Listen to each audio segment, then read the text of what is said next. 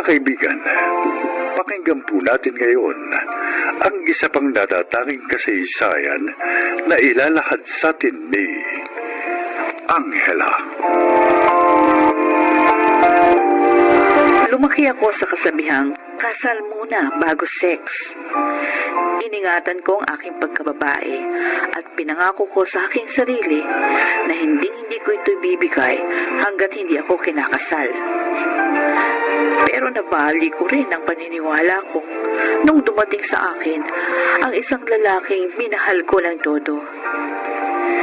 Hiningi niya sa akin ang aking pagkabirhen at dahil sa mahal ko siya at lubos ang aking tiwala, wala akong pag-aalinlangan na ibinigay ang aking puri. Ngunit pagkatapos nun, bigla na lamang niya akong iniwan. Samantala, hindi nagtagal, may dumating na bagong pag-ibig sa aking buhay.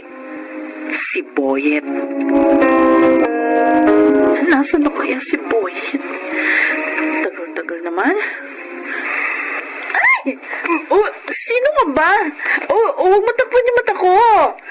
Surprise! Ay, ginulat mo naman ako, Boyet, oh. Ikaw talaga. Bigla-bigla ka na lang sumusulpot. Kala mo siguro hindi na ako darating, no? Sorry kung na-late ako, ha? Teka. Yan pala, para sa'yo. Thank you. Ang sweet mo naman.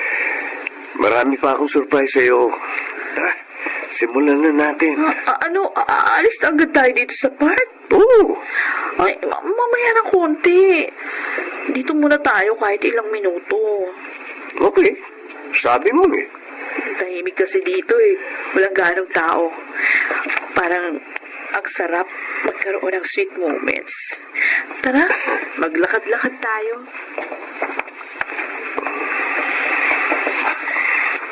Alam mo,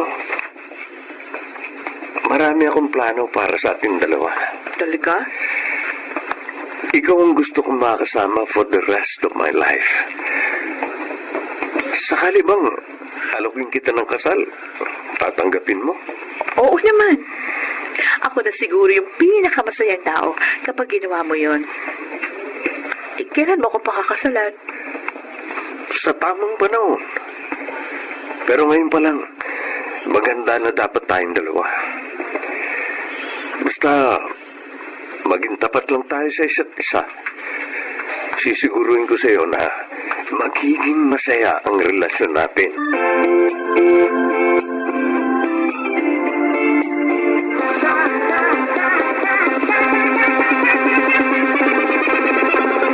Para sa pagbubuntis ni Maita sa nalalapit na pagiging tatay ko. Cheers tayo! Cheers! Ang tanong ano kaya magiging itsura ng anak mo, friend? Ay, siyempre kasing gwapo at kasing charming ko, di ba? O, ikaw, Mon. Ha? Balita ko nabuntis mo na rin yung girlfriend mo. O ano? Pananagutan mo naman ba? Oo, pananagutan ko. Talaga, ha? Kasalan ko na.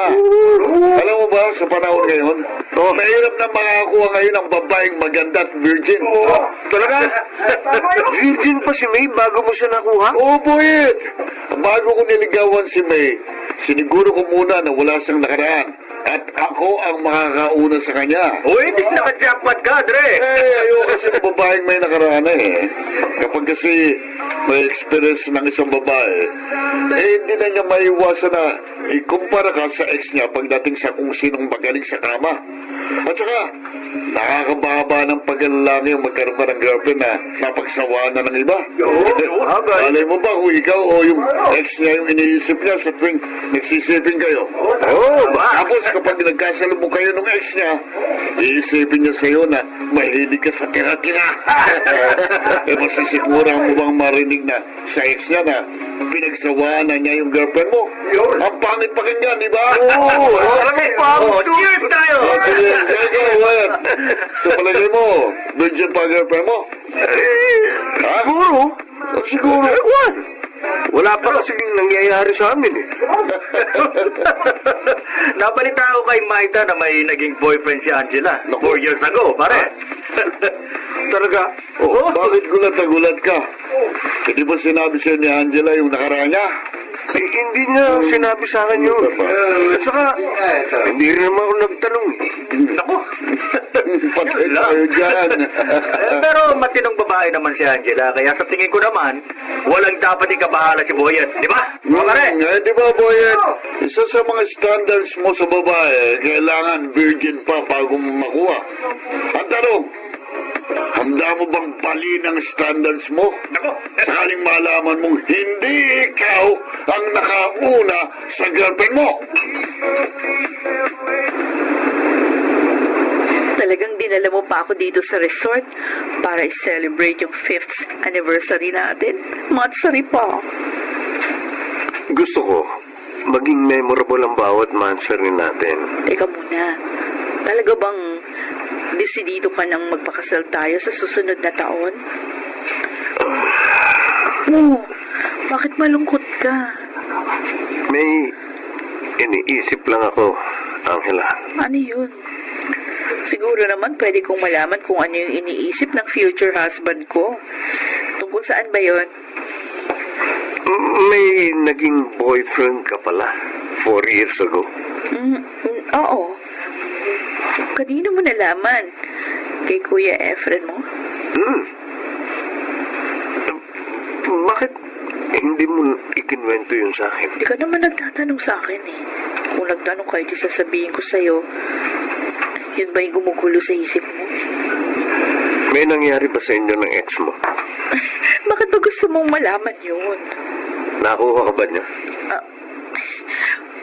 Ayoko magtago ng sikreto sa'yo, Boyet. Diba, ikaw rin yung may sabi na tatagal ang isang relasyon kung walang tinatagong lihim, diba? So, ano nga? Oo. Nakuha niya ako. Pero nung mga panahon na yun, nagmamahalan kami. Nagkamali ako ng desisyon na ibigay sa kanya yung pagkababae ko. Ganun ba? Sana, di pa rin magbago yung pagmamahal mo sa akin. Kahit na malaman mo na hindi ikaw yung nakauna.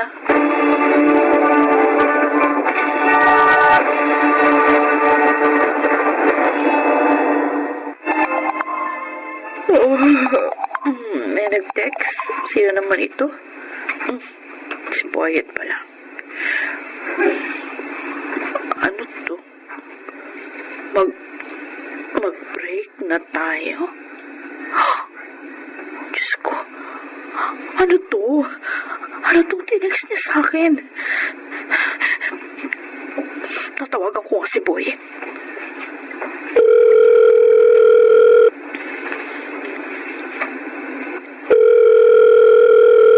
Hello?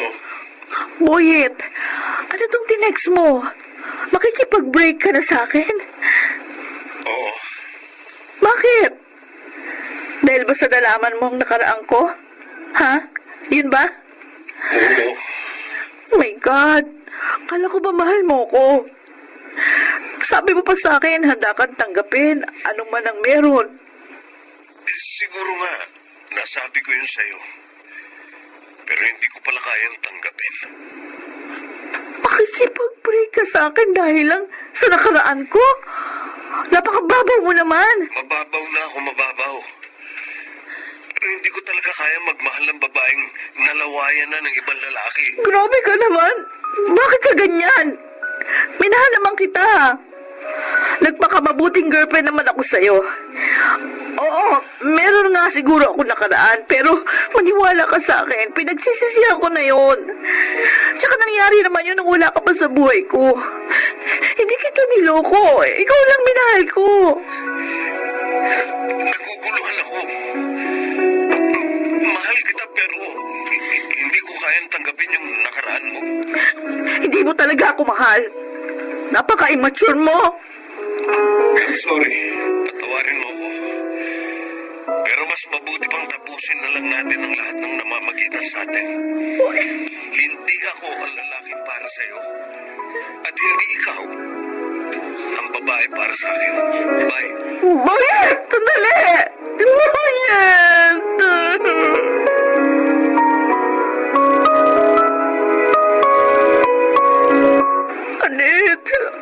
Ate Marta. Nakakaawa yung boyet na yan. Kasi ang hanap niya virgin. Hindi ba dapat ang hanapin niya yung babaeng magmamahal sa kanya ng tapat? For God's sake, panahon ba ni Kopong-Kopong na mangyari yung sa ex mo? Ay naku, Angela, ibig sabihin niyan, hindi ka niya ganun kamahal. Kasi kung mahal ka niya, tatanggapin ka niya ng buo. At saka, napaka-immature naman ng dahilan niya. Kaya ka niya iniwan dahil sa hindi ka na virgin. Ano bang utak meron yung lalaking yun? Sana nga hindi ko na lang inamin yung totoo sa kanya. Ano ka ba? Hindi habang buhay makakapagtago ka ng sekreto sa kanya. Tsaka mabuti na rin yung nasabi mo na sa kanya yung totoo habang maaga. Hindi yung kung kailan na kayo ikinasal. Saka mo lang malalaman na hindi niya tanggap ang nakaraan mo. Mas malaking problema yun. Sis, naiintindihan ko kung ngayon nasasaktan ka. Pero isipin mo, baka nabigla lang si Boyet sa sinabi niya.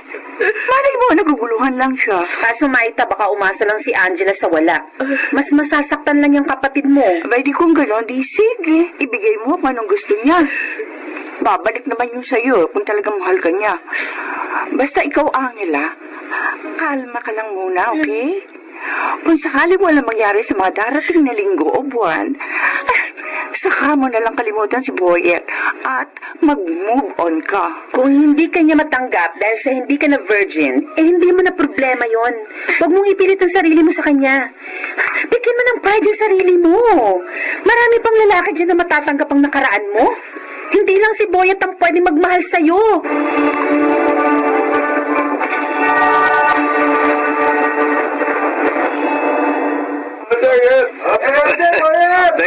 Thank you guys.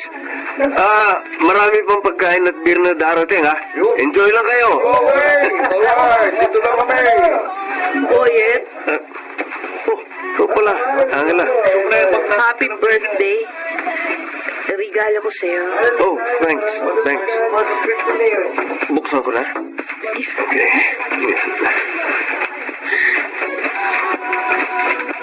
Oh. Wow. Ganda naman. Leather shoes. Nagustuhan mo? Oo naman. Maganda. Alam mo pa rin yung gusto ko ha. Siyempre, di ko makakalimutan yun. Ay, sandali. Angela ha. Ah? Dumating na siya eh. Sino? Si Risa. Fiancé ko. Fiancé mo? Oo.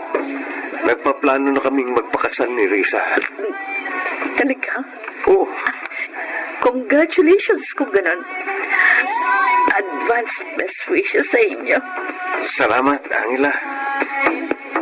Oh, ano naman ang naramdaman mo nung nakaharap mo yung babaeng pinalit sa'yo ni Boyet? Siyempre, masakit pa rin sa akin. Kung tutuusin naman, Annette, mas maganda ako doon, ano? Mas di hamak na maganda ako sa Risa na yun. Pero ayun, mahalaga talaga kay Boyet yung virginity ng isang babae. Happy ending na sina Boyet at yung girlfriend niya. Dapat ikaw ganun din. Mahal ko po rin si Boyet. Mahal mo nga, di ka naman mahal. Anong use? Sana dumating na yung taong magpapalimot sa akin tungkol kay Boyet. Alam mo, darating din yan sa tamang panahon. Angela Salgado? Excuse me, kilala mo ko? Hindi mo ba ako natatandaan? Ako si Roy. Yung kaklase mo sa Quezon City Academy. Roy? Oh my God! Oh, ikaw nga! Grabe, maupo ka.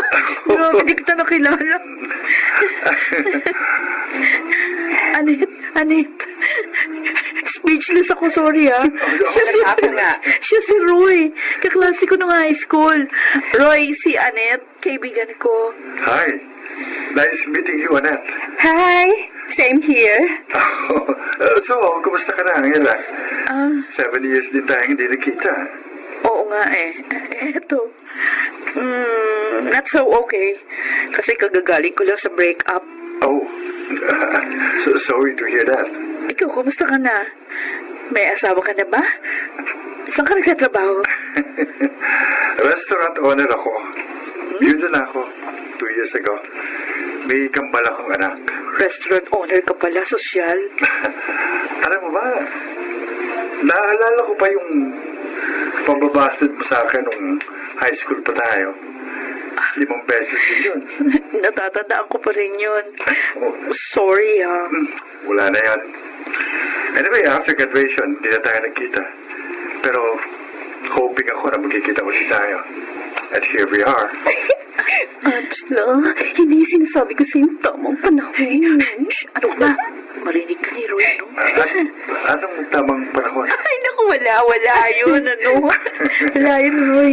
By the way, bala ko sanang i-treat kayo ng kaibigan mo sa restaurant ko. Oh. Doon sa Tomas Morato. Ano? Pwede kayo ngayon? Oh, sure. Like it. Pwede kami ni Annette ngayon. Good. I'm so happy na magkakasama ulit tayong tatlo. Lalo ka na, Angela. Oh, I hope this is the new beginning for both of us.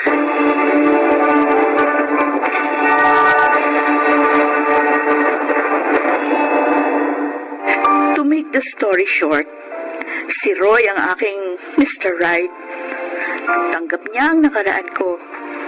Sa ngayon, kasal na kaming dalawa at meron na kaming anak. Ang buong akala ko noon, wala nang tatanggap sa akin pagkatapos ng mga nakaraan ko. Pero nagkamali pala ako. Dahil meron at merong magmamahal sa'yo. At dadating siya sa tamang panahon. Ako si Angela. Ito ang aking buhay. Ang kwento ni Angela ay nagpapatunay lamang na kahit ano pa ang iyong nakaraan, ay matatanggap ka ng taong tunay na nagmamahal sa iyo. Mga nagsiganap, Hilel Benamin, Jenaline de la Cruz, Maynard Landicho Jr., Susan Robles, Phil Cruz, at Rosana Villegas sa papel na Angela. Naglapat ng angkop na tunog Jenny Mutia sa musika ni Boboy Salonga. Supervisyong teknikal Eric Lucero at Bong Boyar. Creative consultant Phil Cruz.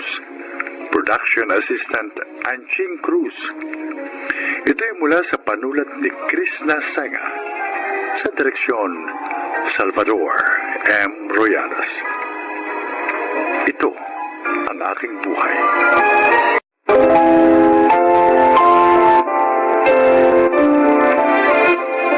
Magandang araw po mga giliw naming tagapakinig. Maririnig natin ang kwento ng buhay ng isang padre de pamilyang sa isang iglap ay naging isang house husband. Siya ay si Dominic.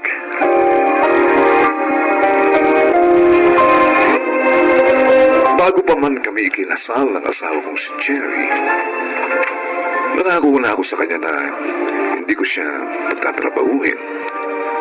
Nangako ako sa kanya na akong maghahanap buhay para sa aming pamilya. Kaya naman, napakasakit para sa akin nang hindi ko matupad ang aking pangako sa kanya.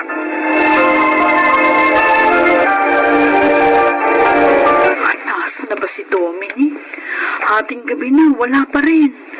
Tinatawagan ko, hindi sumasagot. Hey! Si Dominic. Dominic! Uy! Maganda kong ang asawa kong maganda. Gising ba? Ano ba yan? Lasing na lasing ka. Ito ang tama lang. Sakto lang. Nakainom Tingnan lang. mo nga, oh. Lasing. Hindi ka na nakatayo ng maayos. Jerry? Mago? Ano ba? Huwag mong pusilin ang pisngi ko. Mahal na mahal kita. Tandaan mo sa akin, ha? Lasing na lasing ka. Di. Tara na nga sa kwarto. Tulog ka na. Ayos lang naman magpuyat ako ngayong gabi kasi bukas naman wala naman akong pasok. Dahil wala na akong trabaho.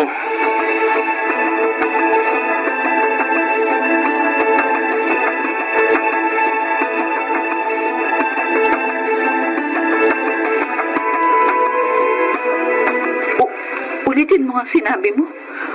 Wala ka na ikamong trabaho. Akala ko sinasabi mo yun kagabi dahil nga lasing ka lang. Ay, totoo pala. Ano ba? Wala akong magagawa eh. Kailangan daw nilang mag-lay off. Diyos ko, paano tayo nito? Mag-high school na yung panganay natin. Kaya mo, maghahanap ako ng mapapasukan. Huwag kang mag-alala. Matagal na yung 1 linggo na hindi ako makahanap ng trabaho. Ay, kailangan mo talaga makahanap ka agad ng mapapasukan dahil wala tayong ibang pagkukunan ng income.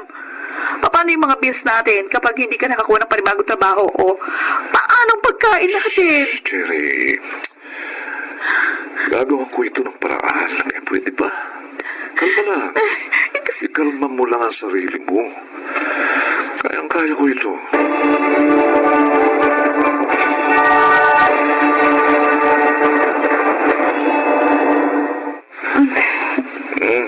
Cherry, ano ba?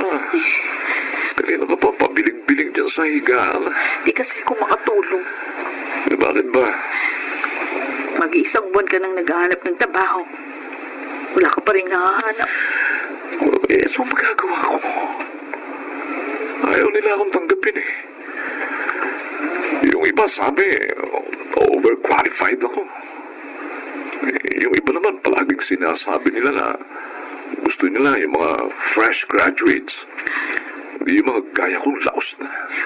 Ano kaya kung Oh, tuloy mo. Kung ano? kung ako na lang ang magtrabaho? Jerry? Wala ka bang tiwala sa akin? Meron. Kaya lang, gusto ko na rin makatulong. Ako ang padre di pamilya. Kaya ako maghahanap buhay. Hindi ba yan ang sinabi ko sa'yo noon pa? Bakit ka nagagalit? Nagsasabi lang naman ako sa'yo. Ba't kasi kailangan mo bang mag-suggest ng ganyang ideya? Nakalimutan mo na yata yung pinag-usapan natin eh. Ako na. Sige na. Sorry na. Maghanap ka na lang uli ng trabaho bukas.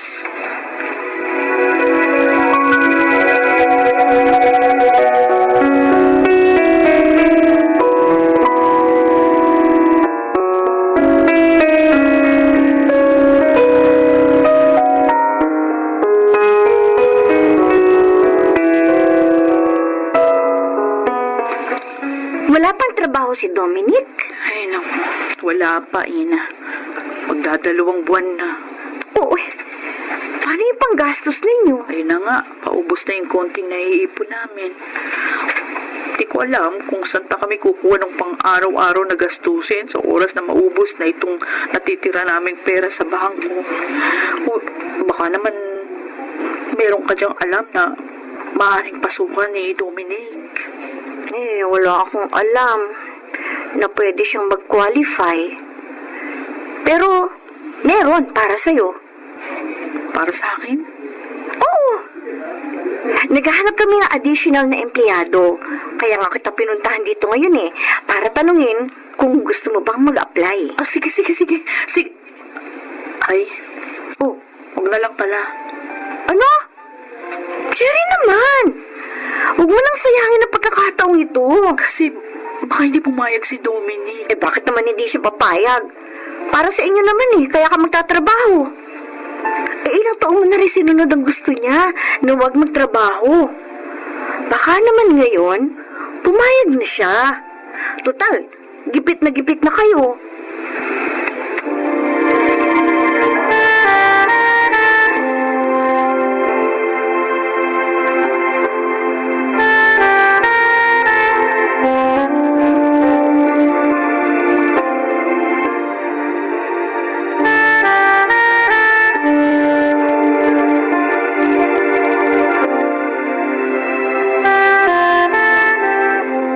Sige, inom lang pare.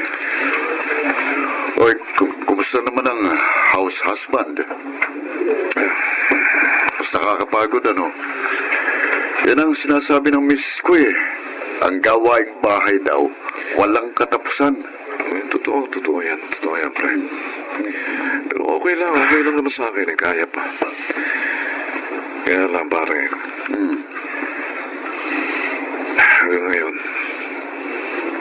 hindi ko pa rin matanggap na si Jerry ng naghahanap buhay na para sa amin. Samantala pare, akong padre di pamilya. Oo, pare, pero huwag mo na isipin yan. Ang mahalaga, may nagtatrabaho. Mahirap naman kung pareho kayong tenga lang sa bahay. Paring Lamil, baka naman may alam ka dyan na mapapasukan ko. Wala, pare. Mahirap din makapasok sa gobyerno ngayon. Lalo na medyo may edad ka na.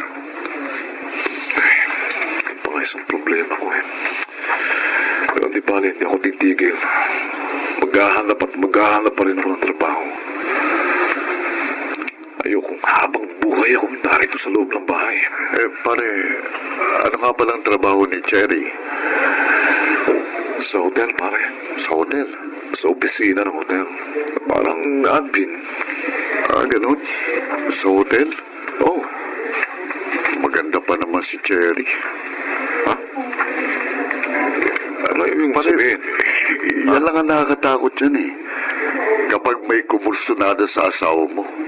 Hindi ka makakapalag ngayon kasi baka mapera o may mas maayos na trabaho magkagusto sa kanya. Anong laban mo dun? Ikaw na isang house husband.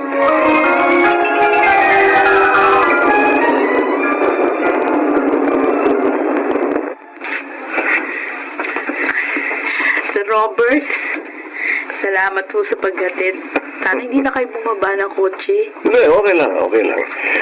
Hihintayin kitang makapasok bago ko umalis. Thank you po sa free ride. Sabi ko naman sa iyo, Robert na lang itawag mo sa akin. Magkaedad lang naman tayo. At saka, para ka kasing ibang tao kapag ganyan ang tawag mo sa akin. Nakakailang po kasi. Kasi, ikaw bahala. Sige na, pasok na. Okay po, sige po. Ingat po kayo sa pagmamaneho. Oh, Dominic? Sino siya? Ay, Yan nagatid sa'yo. sir, si Sir Robert, yung manager namin. Bakit mo naman hinahatid ang asawa? Ha? Kursunado mo? Hoy, Dominic, ano ba? Nagkakamali ka ng iniisip mo, pare. Pare, ha? Hindi kita kung pare, ha? Dominic! Kaya huwag mo kung tatawagin pare, ha? Bitiwan mo si Sir. Kinakampihan mo siya? Kinakampihan mo? Ay, Bakit? Dahil may kose siya? Ano ba? May posisyon sa pinagtatrabahuan mo? Tapos ako jobless? Sir, mabuti pa umalis Ganun? kayo. Ako na pong bahala dito. Pero- Dominic, bitiwan mo siya!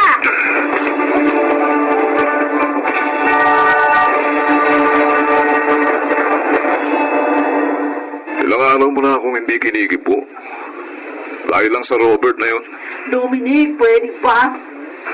Ang aga-aga magsisimula ka na naman. Jerry, ito lang ang tatandaan mo. Huwag na huwag lang kayong magpapahuli sa akin dahil pareho ko kayong kakatahin. Sumusobra ka na! Nagtatrabaho ako para sa pamilyang ito, ha? Para may kainin tayo araw-araw at maibigay natin sa ating mga anak ang mga pangangailangan nila. Ni wala nga akong panahon makapagsukulay. Dahil sa dami ng ginagawa ko, tapos pag-iisipan mo pa ako ng masama. Bakit? Ganyan ba pagkakakilala mo sa akin, ha? Malandi ba akong babae, ha? Jerry, Sugot ka! Malandi ba akong babae? Malandi ba ang pinakasalan mo para pag-isipan mo ako ng ganyan? Napakadumi ng utak mo!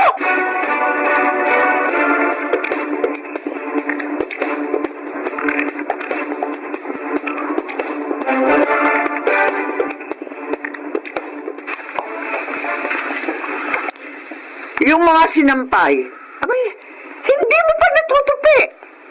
Ang dumi-dumi ng bakuran nyo.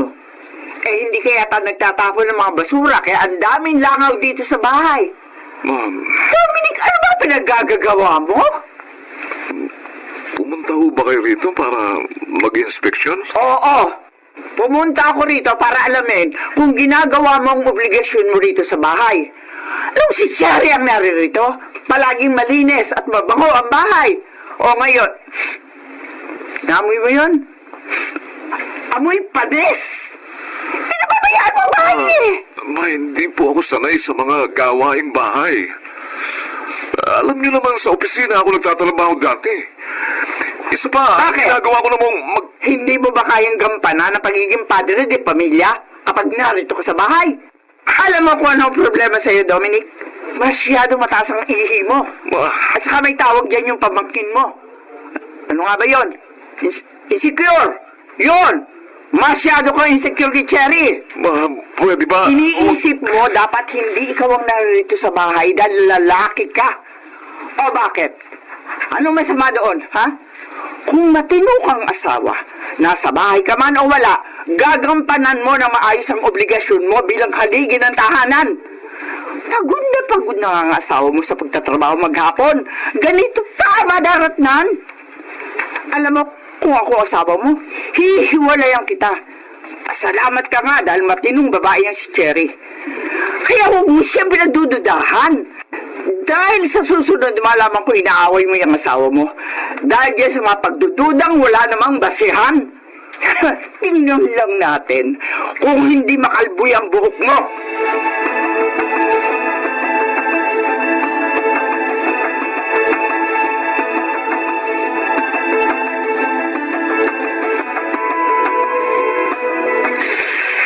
Ang sarap ng sabaw. Cherry, Bakit hindi mo pa ako sabayang kumain, Dominic? Ano ba yan? Bakit pa na yung buntong hininga mo? gusto ko sanang humingi ng tawad Saan? sa pag-iisip ko lang masama sa iyo. Pasensya ka na. Masyado lang akong naabulito. Masyado lang akong nabuburo dito sa bahay. Kaya kung ano-ano naiisip ko eh. Pero alam ko naman na hindi mo magagawa yun sa akin. Minsan kasi naghahanap lang din ako ng dahilan siguro para awayin ka. Pasensya ka na, nasasaktan ang ego ko na ikaw nagtatrabaho para sa atin. Sorry. Dominic, hindi naman nagbago ang pagtingin at respeto ko sa'yo. Kahit nawalan ka ng trabaho. Cherry, Asawa kita. Ikaw ang padre de pamilya. Masaya nga ako na this time, ako naman ang nakakatulong sa pamilya natin pagdating sa finances. Kaya sana, maging magkatuwang tayo. Huwag mo akong ituring na kakumpetensya.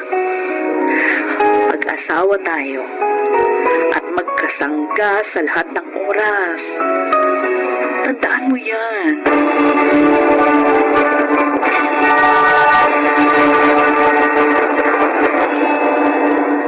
mas naunawaan ko na hindi naman nababawasan ang pagiging padre de pamilya ng isang lalaki kung siya ang nasa bahay.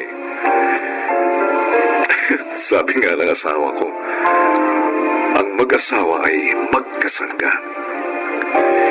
Higit sa lahat, ngayon, natutuhan ko kung kaano kahirap ang maging isang ina na siyang nag-aasikaso ng bahay at ng mga anak. Kaya nga, mas minahal ko si Cherry. Eto, house husband pa rin naman ako ngayon. Pero hindi na po kaya ng dati.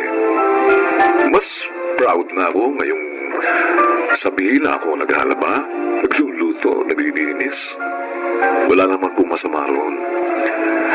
Kaya sa mga kapwa ko, house husband din. Be proud! Ako po si Dominic. At ito ang aking buhay.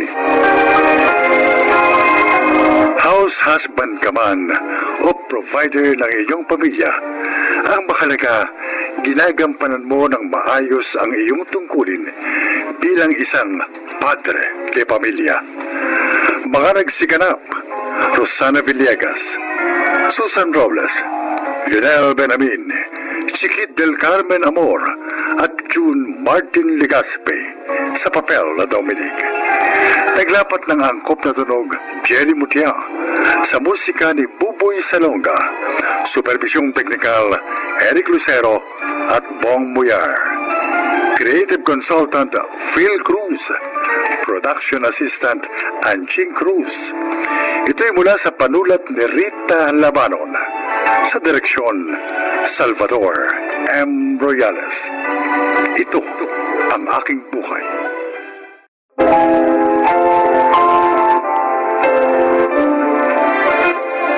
Magandang araw po mga giliw naming tagapakinig.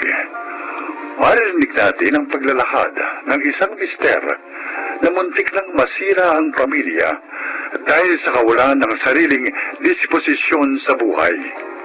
Siya ay si Hill.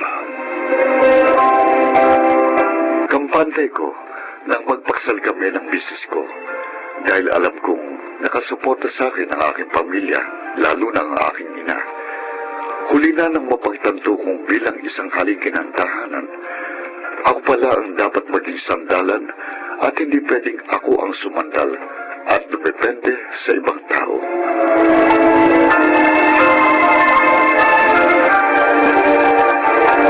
May iniaalok na pwesto sa akin si Marie para sa meat shop natin. Mas maganda yata doon, kesa naman dito lang tayo sa bahay. Mas dadami ang customer natin kapag lumipat tayo. China, maayos naman ang benta natin dito sa bahay. Mas mabuti rito, hindi ka nalalayo. Andiyan pa si Mama. Matutulungan ka kapag may ginagawa kang iba. Hill, gusto ko lumago ang negosyo natin para naman hindi ka nagkakandara pa sa pagtatrabaho. Maayos naman ang kita natin dito, di ba? Kukunti ang tubo. Mas gusto ko doon sa iniaalok ni Marie. Kasi nasa downtown proper. Magbabayad ka pa ng renta dun eh. Mapapawi naman natin ang gastos dahil mas marami tayong maititinda doon. Hindi gaya dito na limitado lang kasi kukunti ang customer. O sige, tatanungin ko si Mama kung anong suggestion niya. Si Mama? Oo, bakit? Ayaw mong konsultahin muna si Mama bago tayo magdesisyon?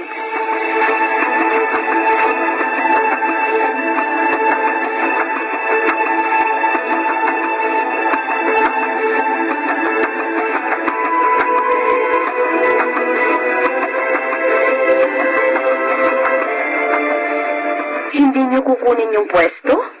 Ayaw ni Mama. Bakit? Siya bang dapat na magdesisyon? Ay, nako Marie. Kung alam mo lang. Ay, bakit? Hindi niyo ba kaya magdesisyon bilang mag-asawa? Ako kaya ko. Pero ang asawa ko, hindi. Ay, hindi naman yata pwede yung ganyan. Mag-asawa na kayo, nasa tamang edad. Hindi na kayo teenager ni Hill. Hindi na ako nakipagtalo pa, Marie. Babae ako at kailangan kong magpasakop sa asawa ko. Uy, case-to-case basis yan, China. Magpapasakop ka lang sa asawa mo kung tama ang desisyon niya. Eh, paano pala kung sinabi niyang tumalon kayo sa bangin? Ano, tatalon ka rin? O, sa totoo lang, nahihirapan na rin ako sa sitwasyon ko. 5 taon na kami kasal ni Hill. Pero pati brand ng gatas para sa anak namin, dapat tanungin muna si Mama. Ano? Kapag nagkakasakit ang dalawa naming anak, dapat si Mama ang magbibigay ng reseta. Mas naniniwala pa siya kay Mama kaysa sa doktor. Kapag maglalaan ng pera para sa mga gastusin, dapat magtanong muna kay Mama. Ganon? Eh, ikaw, ano palang papel mo sa pamilya mo? Wala. Tagasunod lang kung ano ang sabihin ni Mama.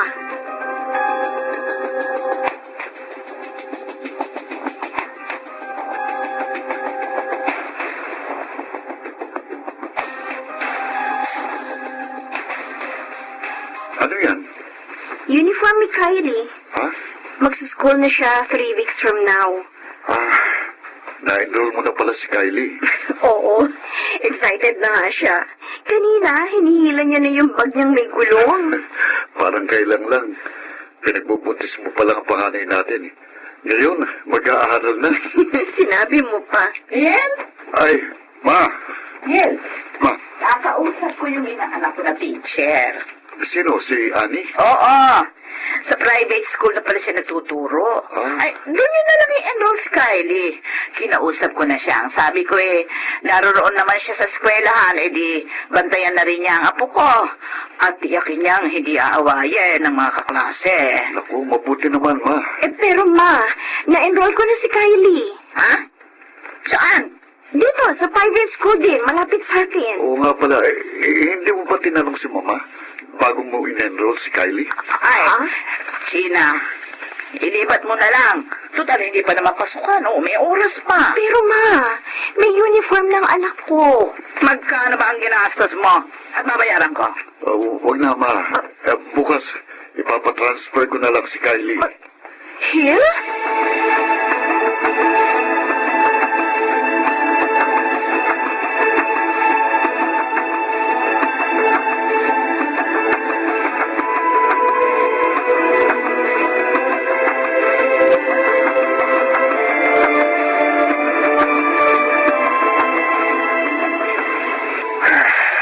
Yan na nga ba ang sinasabi ko? Akala ko nung una lang ganyan ang asawa mo. Hanggang ngayon pala, hindi pa rin siya nakakawala sa saya ng nanay niya. Tay, parang hindi ko na kayang magtiis. Bakit hindi mo kausapin na masinsinan si Hil? Ilang beses ko na pong ginawa yan. Pero palagi niyang sinasabi na wala naman daw masama kung sumunod kami sa mama niya. Kasi tama naman daw ang mga desisyon niya. Ang tanong, sino ba asawa niya? Tandaan mo, nang ikasal kayo, dapat una ang Diyos at pangalawa ka sa prioridad niya. Pangatlo ang mga anak niyo, pang-apat naman ang trabaho. Kaming mga magulang, nasa panlima o pang-anim na lamang sa prioridad ninyo. Ano bang gagawin ko, Tay? Pagod na ako sa ganitong sitwasyon. Kaya mo bang kausapin ang biyanan mo?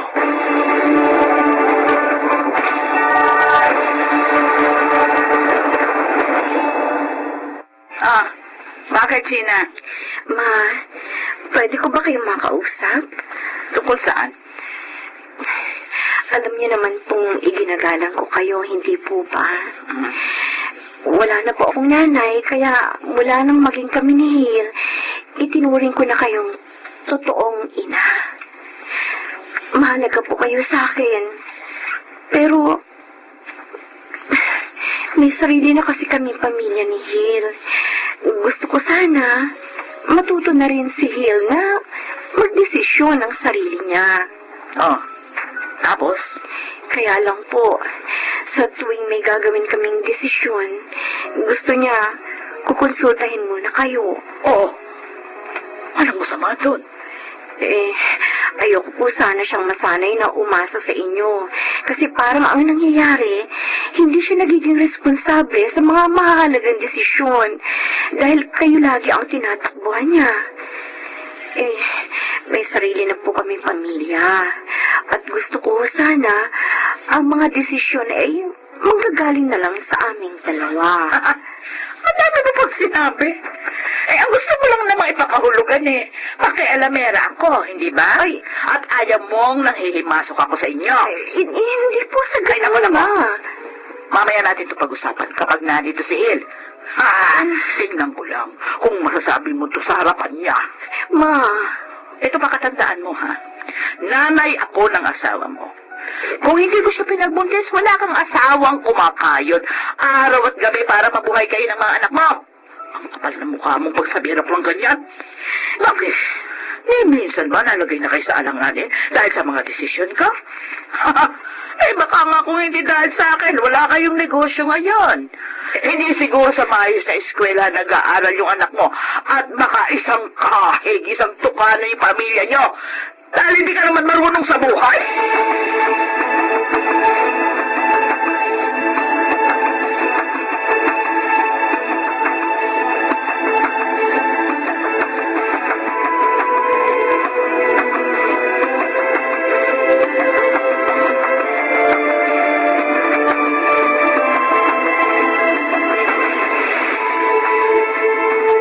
Sina, bakit naman kailangan mong pagsabihan ng gano'n si Mama?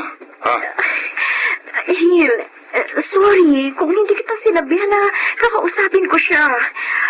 Alam ko kasi hindi ka papayag Pero wala akong intensyon, nasaktan siya. Pero nasaktan pa rin siya. Umiyak kanina habang kinakausap ako sa cellphone. Ano ka ba naman? Wala ka bang pagmamalasakit sa nanay ko? Ano ba problema mo sa kanya, ha? Hil, Pinagseselosan mo ba si Mama? Eh kung sa decision making, sa kanya ako mas may tiwala. Dahil alam na niya ang gagawin. ano? Ano sinabi mo? Gina, pwede ba? Huwag ka naman sanang arugante. Ang dami nating utang na loob kay Mama. Eh ano ba naman kung pakinggan natin ang opinion niya? Ano ba naman? At anong masama kung sundin natin ang mga payo niya? At ako, paano ako, ha? Paano naman ang papel ko sa pamilyang ito? Gina, Hil, sawang-sawa na ako sa ganitong sitwasyon. Lagi na lang ako nagpapakumbaba. Lagi na lang ako nagpapaubaya. Inasawa mo ko! Tayong dalawa ang dapat na magkaramay. Hindi pwede palagi mo ako isinasantabi. Matuto ka naman tumayo sa sarili mo mga paa. Hindi ka na bata. Huwag ka na magtago sa saya ng nanay mo. Manindigan ka. Gina. Dahil ikaw ang padre ng pamilya. Ikaw ang haligi ng tahanang ito.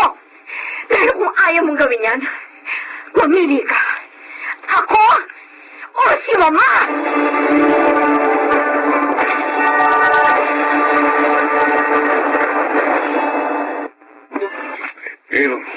Kaibigan mo ako. At ayoko makipagplastikan sa iyo, pare. Ang totoong kaibigan, pinupuna ang mali ng kanyang kaibigan. Kaya ngayon, sinasabi ko sa iyo, ikaw ang mali. Tama si Gina, pare. May pamilya na kayo. Kung may nag-uusap man sa mga desisyon sa inyong pamilya, maliit man o malaki, dapat kayong dalawa yun. Eric, kung kukonsultahin mo nanay mo, okay lang yun. Pero dapat nag-usap muna kayo ni Gina. At kung may hindi kayo mapagkasunduan, ayun, saka lamang kayo humingi ng tulong sa mga magulang nyo. Pre, irespeto mo naman ang pagiging misis ni Gina. pero pare, paano si Mama? Ayoko maramdaman niyang hindi na siya mahalaga sa amin. Okay, hindi naman sa hindi na siya mahalaga. Pare, kailangan niya ring maunawaan na may asawa ka na. At kailangan ka na niyang pakawalan para matuto ka na rin. Kasi hindi naman habang buhay na nariyan ang mama mo, nakasama mo. Di ba? Eric, tatanungin kita. Oh, Anong klase ba akong padre de pamilya? Bakit ganito ako? Sa totoo lang, natatakot kasi akong magkamali. Kaya para sigurado, si Mama talagang inaasahan ko. pare, sorry ha. Huwag kang duwag. Lalaki ka, pare. Ikaw ang leader ng pamilya niyo. At isa pa, normal ang magkamali. Ayos lang magkamali. Ang mahalaga, pare, matuto ka. Kaya ako sa iyo bukas. Kapag medyo matinunay ang isip mo. Sorry ha. Pare, ikaw ang humingi ng tawad kay Gina.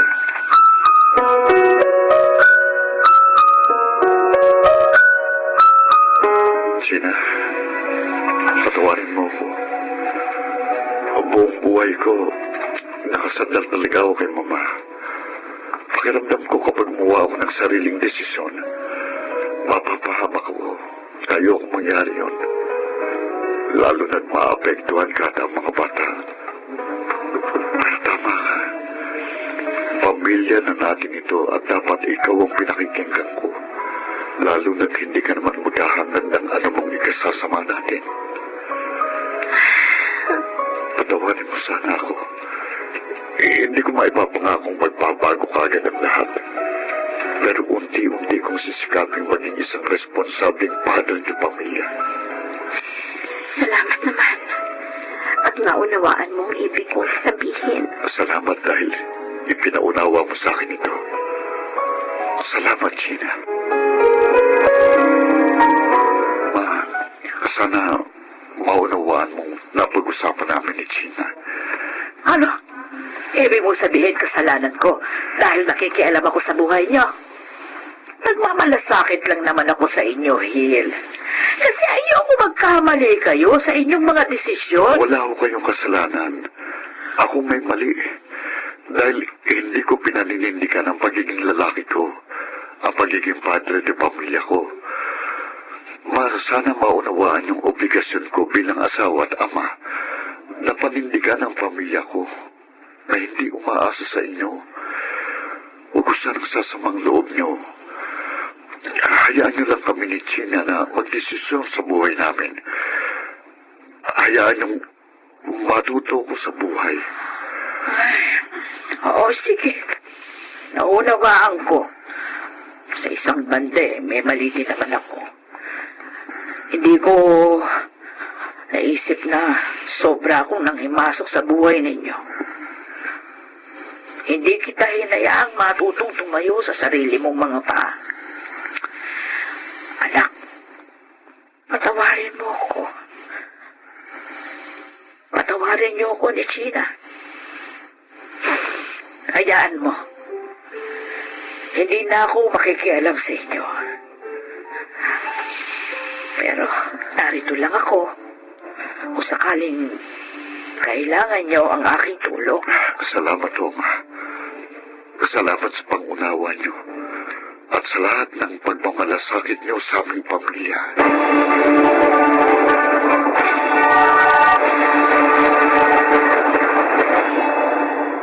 Kung may ipinagpapasalamat man ako, iyon ay ang pagkakaroon ko ng maunawaing asawa na hindi kaagad sumuko sa akin kahit napakarami kong pagkukulang sa aming pamilya. Ngayon, mas nagagampanan ko na ng maayos ang aking papel bilang isang asawa at ama ng mga anak ko. Ako po si Hill at ito ang aking buhay.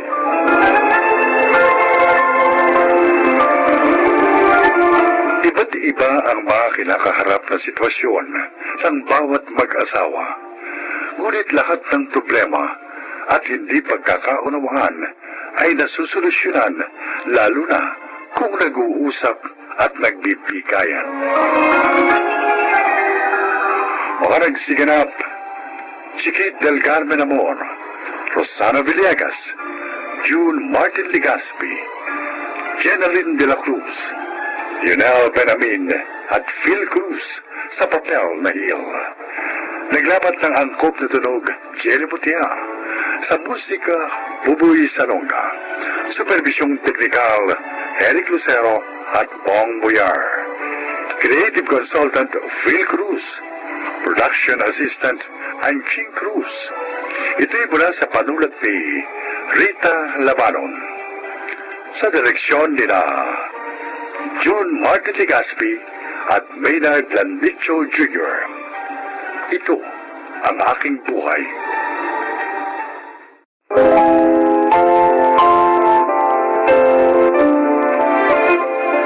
Mga kaibigan, pakinggan po natin ngayon ang isa pang natatanging kasaysayan na ilalahad sa atin ni Arnie. 38 years old na ako. Panganay sa 4 na magkakapatid. Uli lang lubos na kami. Pero sa awa at tulong ng Diyos, napagtapos ko ng pag-aaral ang 3 kong mga kababatang kapatid. Ito ay sa pamamagitan ng pagmamaneho ko ng sarili kong taxi. Pakinggan po ninyo ang aking paglalahad. Maraming salamat sa pagbabalik mo nitong laptop ko, Arnie. Maliit na bagay po yun, Ma'am Berta. Aba, hindi maliit na bagay ang ginawa mo. Kung ibang taxi driver ang nakapulot nito, hindi na ito ibabalik sa akin. Lalo na mamahalin to. Maraming salamat uli sa iyo, ha? Wala pong anuman. Ngayon, wala na akong problema sa aking mga business transaction. Ay, sandali. Bakit po? Eto, kunin mo to. Ano po ito? Naku, wag na po, Tingin Ma. na? Hindi ko naman pinababayaran yung ginawa kong pagtulong. Oh, ikaw talaga. Ang bait mo. Ay, bibigyan na lamang kita ng bigas at saka groceries. Oh? Oo, paano naman madala mo sa asawa at mga anak mo? Naku, Ma'am. Wala po akong asawa at anak. Binata po ako. Yung isang kapatid ko na lang kasama ko sa bahay. Ay, ganun ba? Oo. Oo, pasensya ka na, ha? Nakaswerte na magiging asawa mo. Dahil mabait at tapat ka. Mukha pa responsable. Sana matagpuan mo na siya. Ay, hindi bale. Isasama ko yun sa prayers ko.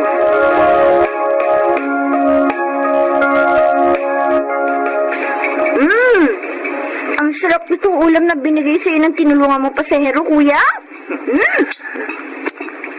sige na, kumain ka lang dyan. Hindi lang yan ay binigay kay Kuya Ate Lucy. Meron pang maraming dilata at bigas. Wow! Ayoko nga sanang tanggapin kaso ikinarga sa taxi ko kaya wala na ako nagawa. Ariin ko na ron na bigay yun ng kaibigan ko. Ang bait mo kasi, kuya. Tapat ka pa. Kaya natuwa siya sa'yo. Sayang nga lang. Hanggang ngayon wala ka pang asawa. Oo nga, Kuya. Sila Kuya Frank at Ate Lucy may asawa na. Tayong dalawa na lang ang wala pa. Hindi mag-asawa ka na, Calvin. Kuya naman, siyempre, dapat mauna ka. Dahil ikaw ang panganay at akong bunso. Ay naku, hindi na siguro ako makakapag-asawa. Kuya!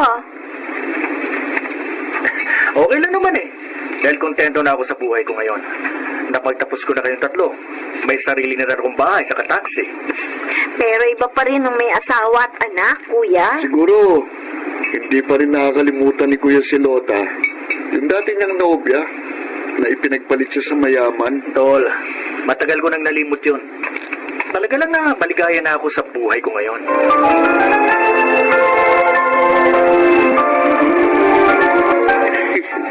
Bakit nangingiti ka dyan, Calvin? Yun kasing girlfriend ko, ate. Mm. May pinsan na kasing edad ni Kuya Arnie. Oh, ngayon? Dalaga pa rin yun At mabait rin daw.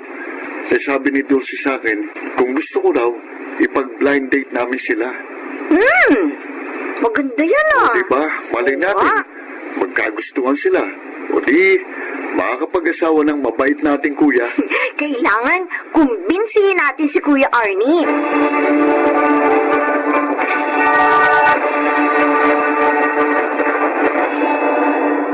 Bakit naman ayaw mo sa suggestion ng mga kapatid mo, Arnie? Joel, kung talagang itinakda ng Diyos sa makapag-asawa ko, mangyayari yun. Kahit pa hindi ako maghanap, siya ang kusang darating. Well, pero ano naman ang malay mo? Kung ang paraan palang gusto ng Diyos, yung maghahanap ka. Ewan ko ba? Hindi kasi ako naniniwala dun Kasi para sa akin, kusang darating yon. At mararamdaman ko sa kanyang pag-ibig. Kung siya talagang itinakda para sa akin. O sige, kung ayaw mo maghanap, bibigyan na lang kita ng text mate. Isa ka pa Ayoko rin ng ganun. Tara, magbiyahe na nga tayo. Nang hindi kung ano na yung iniisip mo.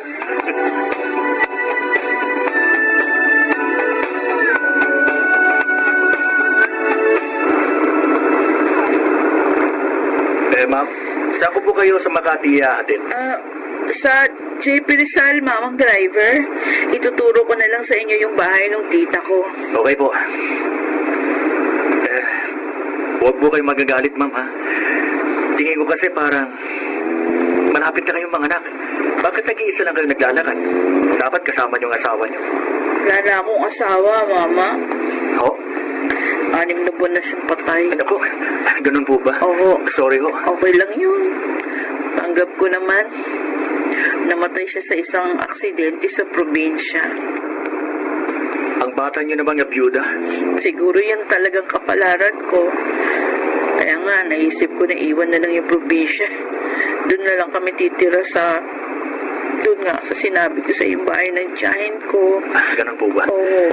Kaya, aray. Ma'am? Sumasakit na naman. Ang alin pong sumasakit, ma'am? Ang tiyan ko. Oh? Kaninang umaga, sumakit na ito nawala rin naman. Kaya nga, bumiyahe na ako agad, papuntang Maynila. Kaso ngayon, mas masakit na. Ma'am, sa ospital lang kita dalhin. Baka kasi manganganak ka na Pero hihintayin ako ni tita. Tatawagan ko na lang ko siya. O kaya naman, pupunta ako. Aray. Ibigay mo lang sa akin ang address at cellphone niya.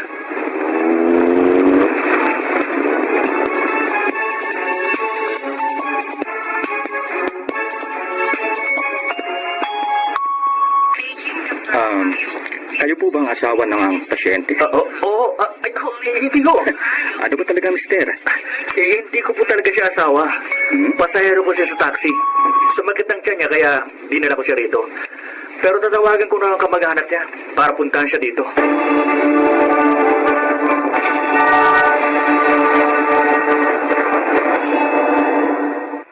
Lumeng. Kamusta na pakiramdam mo? Oh, medyo okay na po, tita. Nakita niya na ba ang baby ko? Ay, hindi pa. Dito kasi agad ako nagpunta. Lalaki daw po ang anak ko. Bouncing baby boy. Hoy, huwag kang umiyak. Baka ka mabinat. Naawa ako sa anak ko, Tita Berta. Hindi man lang niya nakita ang kanyang ama. Pamangkin, tatagan mo pa ang loob mo. Lalo na nga ngayon, may anak ka na. Luming, dumating na raw ang tita mo. Eh, uwi na ako. Sige, Arnie. Maraming salamat sa iyo, ha. Ay, Arne! Ma'am? Ikaw ang tumulong sa pamangkin ko? Oo, kayo ba lang tita ni Luming? Magkakilala kayo? Oo, iha. Oo, kabait na tao ito, oo. Minsan na rin niya ako natulungan. Hindi ko po akalain na dito tayo magkikita uli, ma'am. Oo nga. Arnie, pwede kayang ikaw na ang kunin namin service paglabas ni Luming sa ospital. Sira na naman kasi yung sasakyan ko. Sige, wala akong problema. Payag po ako.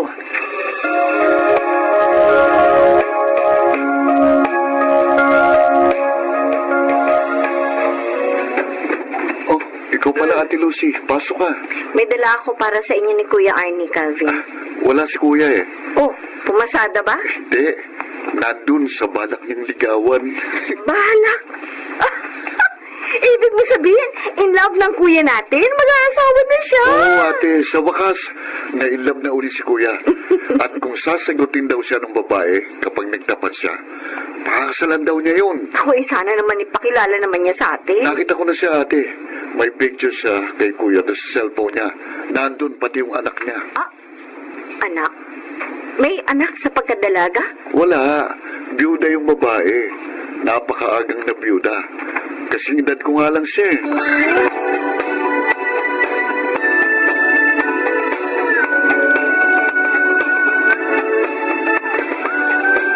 Madalas dumalaw dito si Arnie, Luming. Panay dinadala niya ng mga pasalubong sa inyo ng baby mo. Nanliligaw ba siya sa'yo? Hindi po, tita. Siguro talagang mabait at maalalahanin lang siya kaya ganoon. Hindi naman ganun ang nakahalata ko, pamangkin. Oo, pakiramdam ko, may damdamin siya sa'yo. Tita naman, biyuda na ako. Ano naman? Hindi naman hadlang sa pag-ibig yun. Ang tanong na nga lang, kung mahal mo ba siya? Mag-iisang taon pa lang kung namamayapa yung asawa ko. Tsaka isa pa, di naman nanliligaw sa akin si Arnie. Pero alam mo, kung maliligaw siya sa'yo, abay, botong-boto ko sa kanya. Dahil isa siyang mabuting tao. At naniniwala ako na magiging mabuting asawa siya sa'yo. At ama naman sa iyong anak.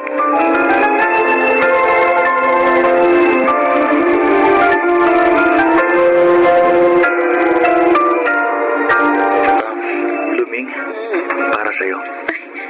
Regalo na naman. Palagi ka na lang nagdadala ng kung ano-ano sa akin, Arnie. Nakakaya na sa iyo. Wala ka namang dapat ikahiya eh. Ako ang may gustong gawin yun. At yun ay dahil mahal kita, Luming. Ha? Arnie? Totoo ang sinasabi ko. Akala ko nga, di na ako iibig pang muli. Makalipas ang pagkabigo ko. 12 taon na nakakaraan. Pero, meron na akong anak. Luming, handa ko siyang ituring na tunay kong anak. Tanggapin mo lang ang pag-ibig ko sa'yo.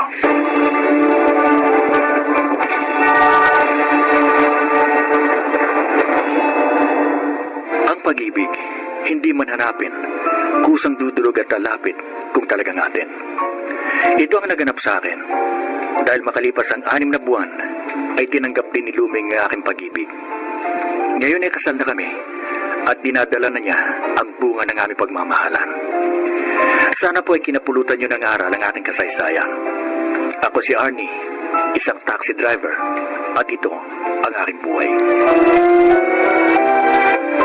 Mga nagsiganap, Chiquit del Carmen Amor, Phil Cruz, Rosana Villegas, Susan Robles, Jonel Benamin, at Maynard Landicho Jr. sa papel na Arnie. Naglapat ng angkop na tunog, Jerry Mutia, sa musika ni Buboy Salonga. Supervisyong teknikal nila Eric Lucero at Bong Boyar. Creative Consultant Phil Cruz. Production Assistant Anching Cruz. Ito'y mula sa panulat ni Telma Corporal Alcantara. Sa direksyon, Salvador M. Royales. Ito ang aking buhay.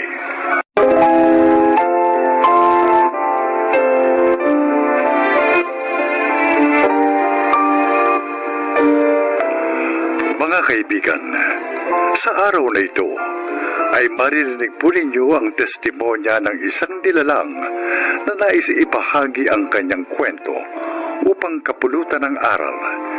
Siya po ay si Nanding. Panganay ako sa 4 na magkakapatid. 18 pa lang ako nang pumanaw sa isang sakuna ang aming mga magulang. Mula noon, ako nang tumayong kuya at magulang ng 3 kong kapatid. Dahilan kaya hindi ako nakapagkolehiyo pa. Pakinggan po ninyo ang aking kasaysayan na harinawang kapulutan ng magandang aral sa buhay.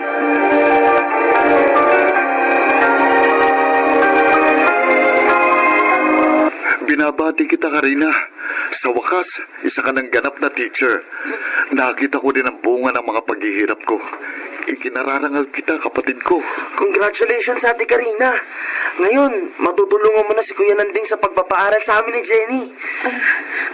Kuya Nanding, Ruben, Oh, bakit parang hindi ka makapagsalita? Ano ba gusto mong sabihin?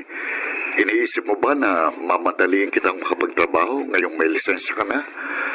Karina, kung gusto mo munang magpahinga, okay lang yun, ayos lang yun. hindi yun, Kuya. Ano? I'm sorry. Pero kailangan na naming magpakasal ni Edgar. Ha? Pero bakit, Ate?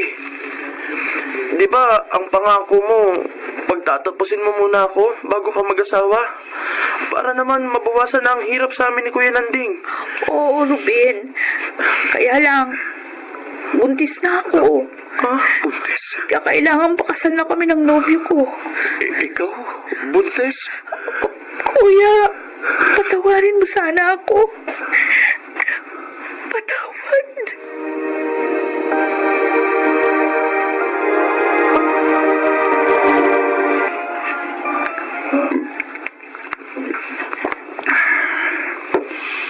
Kuya Nanding?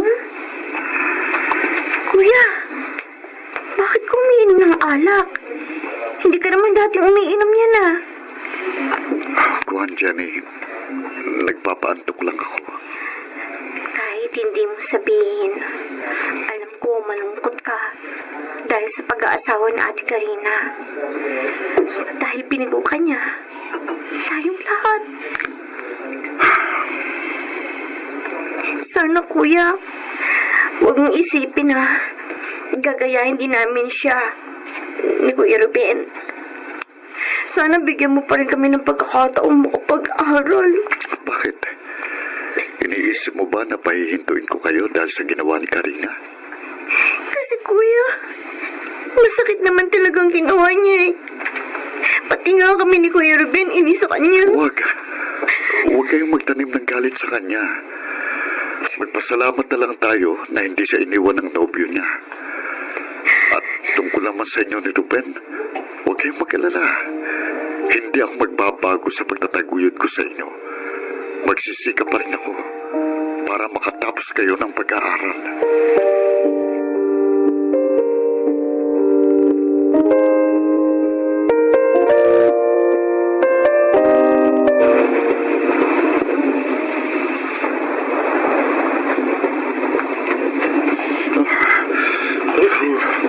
Ruben, Kuya Nanding, bakit sinugod mong malakas na ulan?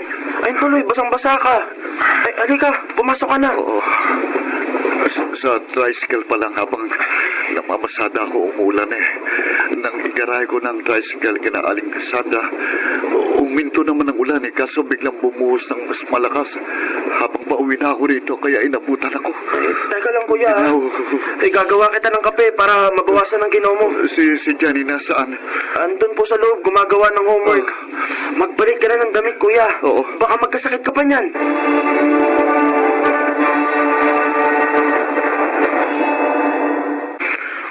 Saan ka pupunta, Jenny? Ibibili ko ng gamot sa lagnat si Kuya Nanding, Kuya Ruben. May sakit si kuya?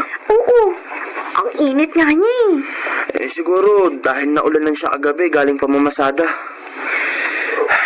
Kawawa naman si kuya. Oo nga. Pero sabi niya, papasada pa rin daw siya pag wala na siyang lagnat. Sayang daw ang araw kung hindi siya kikita.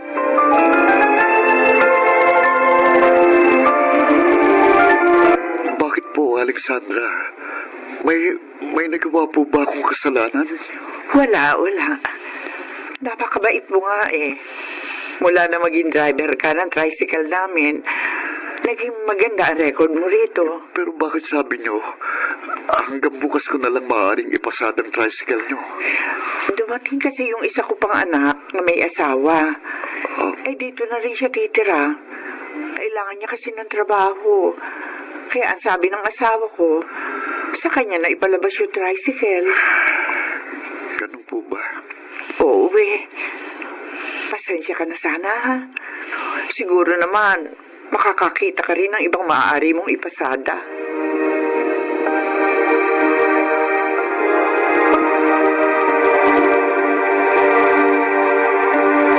Gabing-gabi ka na, Kuya.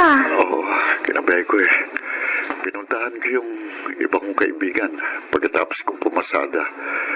Nagtanong ako ng maaari kong ipasada ang tricycle. Bakit, kuya? Ano nangyari sa tricycle ni na Aling Sandra? Hanggang bukas ko na lang yun maipapasada, Ruben. Ay, bakit daw, Kuya? Yung isa pa niyang anak na bagong dating ang maglalabas na ng tricycle. Oh, paano yan? Paano ng bahay? Ilaw at tubig natin? Ang panggastos at pag-aaral namin ni Kuya Ruben. Hindi bali, kuya. Maghahanap ako ng trabaho. Mag-working student ako para mabawasan ng problema natin. Ako rin, Kuya. Susubukan ko maghanap ng part-time job. Salamat sa inyo, mga kapatid ko. Pero pangako, gagawa ako ng paraan para makapagtrabaho ko uli.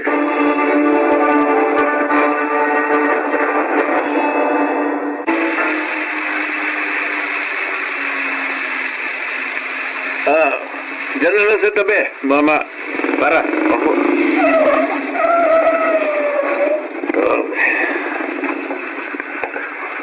Natabahan ko. Oh, salamat ho. Sir, yung sukli po ninyo. Sir. Hindi na niya ako pinansin. Pumasok na agad siya sa malaking bahay. Malaki rin ang sobra sa sukli niya. 150. Akin na kaya ito? O nakalimutan lang niya dahil sa pagmamadali?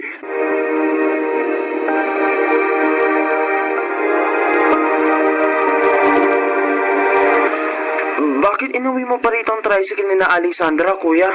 Lilinisin ko muna ito bago ko ibalik. Alam mo, sa tagal kong ipinapasada ito,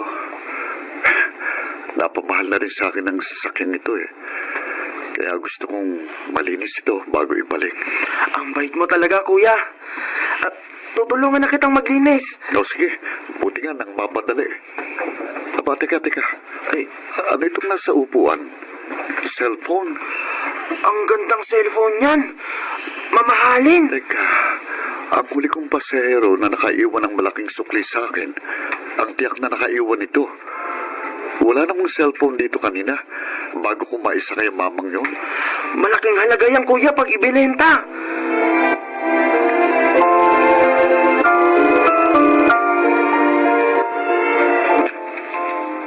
Salamat sa pagbalik mo nitong cellphone ko, Nanding. Napakahalaga nito sa akin. Narito lahat ng kontak ko sa aking negosyo. Salamat, ha? Salamat ulit. Okay lang ho yun, Sir Zoilo. Ibabalik ko nga rin ho pala itong sukli ninyo. Tinatawag ko kayo kanina pero hindi niyo ako napansin. Ganun ba? Sa sobrang pagmamadali ko, kaya naiwan ko sa sasakyan mo ang cellphone ko. Itong sukli nyo. Hayaan mo na yan. Sa'yo na yan. Kulang pa nga yan sa abalang ginawa ko sa iyo. Gabi na, pero ibinalik mo pa ang cellphone ko. Pwede mapupuyat ka pa at papasada ka pa naman bukas. Wala na po akong pasada bukas, sir. Yung anak na ng may-ari ng tricycle ang magpapasada ng sasakyan. Paano ka na? Ang totoo ho, naghahanap nga ho ako ng trabaho. Ako. Teka, naghahanap ako ng magiging driver ko eh. Ako? Marunong ka ba magmaneho ng kotse? Ako, oo, sir. Kung gusto mo, ikaw na lang. Huwag ka mag-alala. Bibigyan kita ng magandang sweldo. Maraming salamat po, sir. Kailangan ko po talaga ng trabaho. Ako pong nagpapaaral sa dalawang kapatid ko. 18 pa lang po ako nang mamatay sina inay at itay sa isang aksidente. At mula po noon, ako nang kumargo sa mga kapatid ko. Mabait ka pala talaga. Sige, ikaw na ang kukunin kong driver ko. At tutulungan pa kita sa ibang problema mo.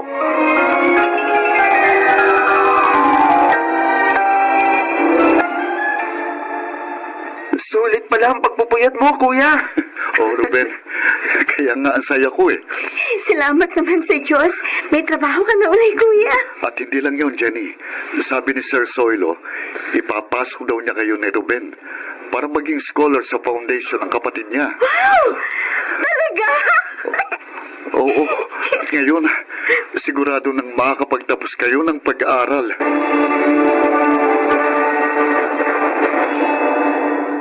Labis-labis ang pasasalamat ko sa Diyos ng mga sandaling yon. Sa huling gabi ng pamamasada ko ng tricycle, dumating ang kanyang biyaya sa akin at unti-unting nagbago ang aming pamumuhay. Sana po'y kinapulutan ninyo ng aral ang aking inilahad. Ako si Nanding, isang kuya, at ito ang aking buhay. Mga nagsiganap, Phil Cruz, Rosana Villegas, Angelo Alcantara, Chiquit del Carmen Amor, Susan Robles, Leonel Benjamin. Naglapat ng angkop na tunog Jerry Mutia sa musika ni Buboy Salonga, supervisyong teknikal Eric Lucero at Bong Muyar. Creative Consultant Phil Cruz, Production Assistant Anching Cruz. Ito'y mula sa panulat ni Thelma Corporal Alcantara. Direksyon Salvador M. Royalas. Ito ang aking buhay.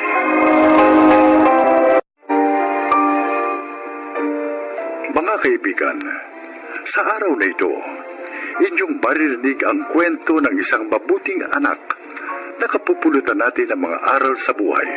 Siya ay si Samuel.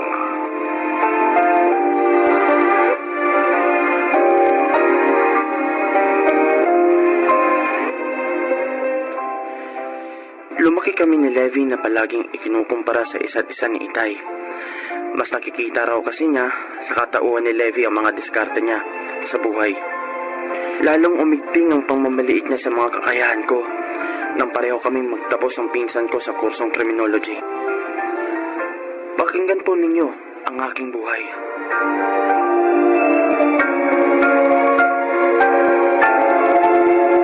Levi! Uy, Samuel! Sabi ko na nga ba sasaglitin mo ko rito. Hindi ako pwedeng umalis nang hindi tayo nagkikita. Oo, nabanggit kasi sa akin ni Inay na kinalbo ka ng araw. Bukas ng madaling araw ang alis ko para sa training. Aba, congrats!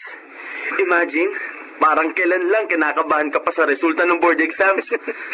Ikaw ba? Hindi ka ba kukuha ng board exam? Nag-aasikaso muna ako ng mga requirements. Mahaba-haba yung listahan. Kaya kailangan ko muna mag-ipon ng panggastos. Plus yung pambayad pa sa examination. Taon-taon naman may applyan. Kaya take your time.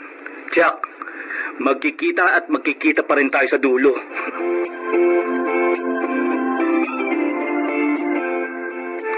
Ang sabihin mo, nagsasayang talaga ng oras yan si Samuel. Tingnan mo, nakapasok na sa training si Levi. Habang nasa training ang pinsan niya, may sahod na. Pagkaraan ng 6 na buwan, pulis na. Siya, nga. Nauna nga kasing makatapos sa kanya si Levi. Natural. Mauna rin mag-apply yun. Kung bakit kasi hindi pa diretsong pagpupulis ang kinuhang kurso? Sinayang lang niya yung 1 buong taon niya sa wala namang kwentang economics. Na mag-enroll nga kasi siya sa public college. Sarado na ang kursong criminology. Wala nang pagpipilian ng time na yun kundi economics.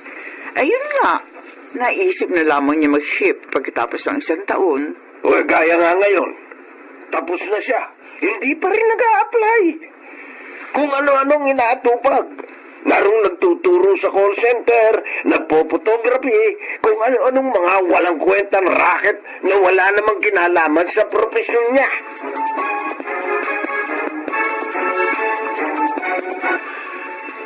Gaya ng dati, ako na naman ang ipinampulutan ni Itay sa mga kainuman niya sa labasan. Huwag mo nalang isipin yon, kuya. Ang mahalaga, gawin mo yung alam mong makabubuti sa mga plano at sa iyong sarili. Hindi pa siya nahihiya sa mga kaharap niya. Na sarili niyang anak ang sinisiraan niya. Mukhang tatanda na siyang ganyan. Yung depression niya sa mga bagay na hindi niya nakamit nung kabataan niya, ikaw ang gusto niya magtuloy. Hindi naman niya uunawain kahit kailan na magkaiba yung mga pananaw ninyo sa buhay. Baka isang araw hindi na ako makapagtimpi. Ipamumukha ko sa kanyang lahat ng kamalian niya. Hindi ko kasalanan kung bakit hanggang ngayon tumanda siyang walang direksyon ang buhay niya.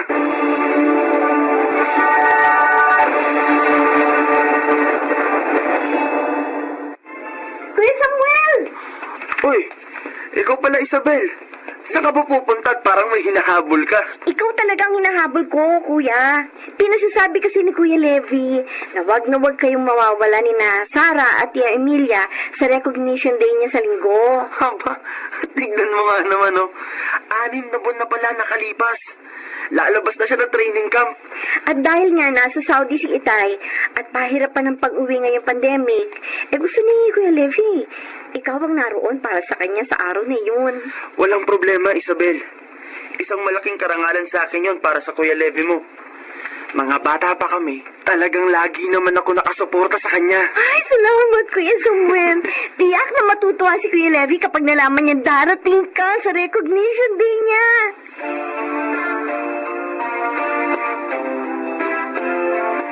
Oh, Nay. Kumpleto pong lahat yung pinag-grocery niyo sa akin. Mula sa tomato sauce, tomato paste. 3 putahe nga kasi iluluto ko para sa recognition day ng Kuya Levy mo sa linggo. Magkakaldereta ang baka ko, pork menudo, saka chicken apritada. Paborito niya lahat yun eh. Oh, sige po, Nay. Ako naman po bahala sa desserts. Bumili na rin ako ng unflavored gelatin. Gagawa ako ng coffee jelly. Pareho naming paborito ni Isabel yun. Oh, mainam nga. At linggo na tapat ang recognition day ng Kuya Levy nyo.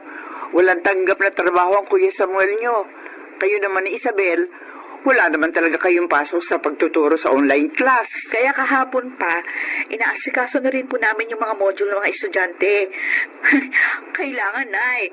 Present talaga kami sa recognition day ni Kuya Levy. Ay talaga, mahal na mahal niya talagang Kuya Levy niyo, ano? Kahit po si Kuya Samuel, mahal na mahal po namin siya ni Isabel. Napakabuti po nilang mga kapatid sa aming dalawa.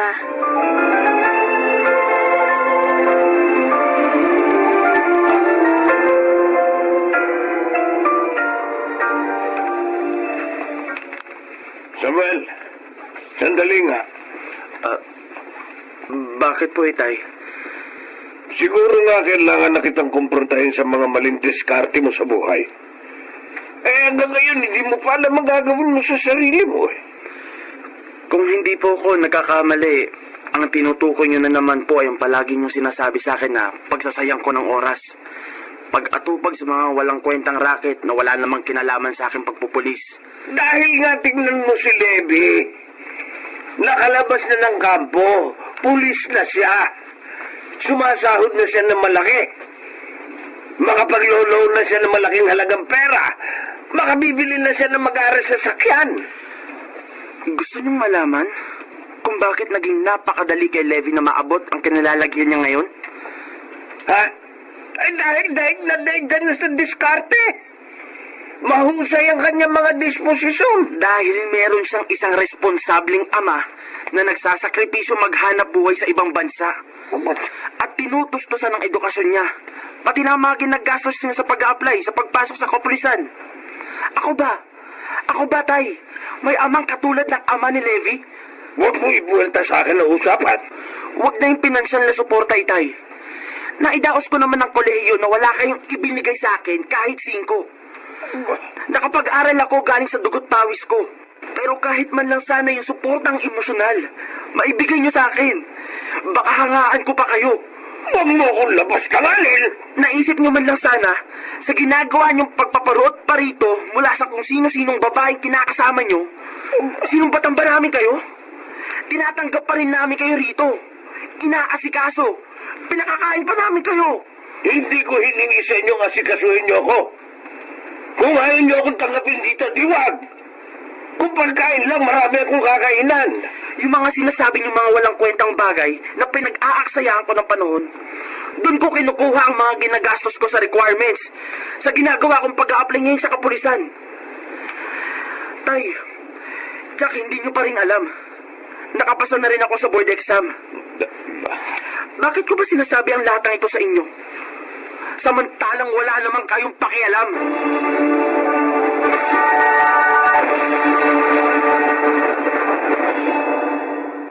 Samuel! Levi! Tara! Kanina pa kita talaga hinihintay. Congrats! O di ba sabi ko sa'yo, magtatagpo rin tayo sa dulo. Oo. At maraming salamat sa moral support mo. Dahil doon, nalukpasan ko lahat dito sa training camp. Uy, Samuel! Wow! Recognition day! Isabel! Congrats! Kanina ka pa rin namin hinihintay ni Nainay at Sarah. Sa inilatag nilang mesa para sa mga pagkain pagsasalo-saluhan natin. Ganun ba? Levi, tara na kayo. Nang makakain na tayo. Wow! Sigurado, present ng tatlong putahing paborito ko sa mga niluto ni Tia Emilia. Oo naman. Nirequest ko talaga kay Inay ang mga yun. Wow! Dahil ang araw na to, hindi ko lang araw, kundi araw nating lahat.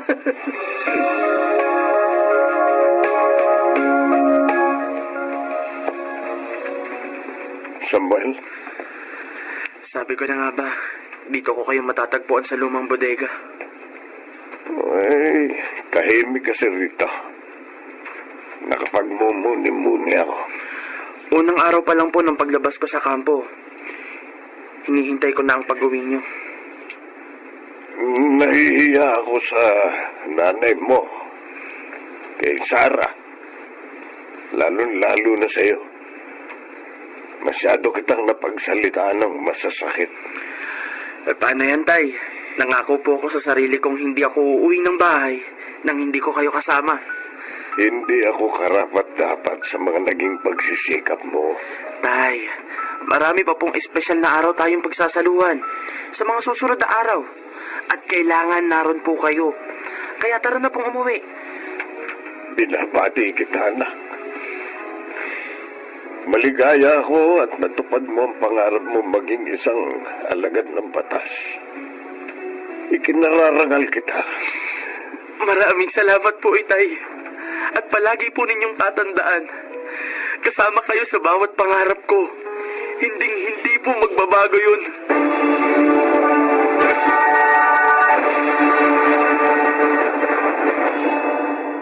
Pagkaraan ng mga problema sa pagitan namin ni Itay, umusbong ang maraming magagandang pagbabago sa aming samahan. Siya bilang aking ama, at ako bilang kanyang anak. Naging suporta namin ang isa't isa sa pagdaan ng mga araw. At ang higit na pinakamahalaga, ang pagiging going straight na ni Itay mula sa kanyang dating buhay na walang direksyon. Ako si Samuel, isang bagong alagad ng batas. At ito ang aking buhay. May mahalagang kontribusyon ng isang ama sa pundasyon ng isang matatag na pamilya. Bilang haligi ng tahanan, siya ang unang-unang dapat magbigay proteksyon sa kanyang mga minamahal para sa kapakanan ng mga ito at payapang pamumuhay. Mga nagsiganap, Alan Ortega, Leonel Benamin, Susan Robles, Rosana Villegas, Chiquit del Carmen Amor, at Angelo Alcantara sa papel na Samuel. Naglapat ng angkop na tunog, Jenny Mutia. Sa musika ni Buboy Salonga. Supervisyong teknikal, Eric Lucero at Bong Boyar. Creative Consultant, Phil Cruz. Katulong sa produksyon, Anching Cruz. Sumulat ng ating kasaysayan, Sel Barlam. Sa direksyon, Salvador M. Royales. Ito ang aking buhay.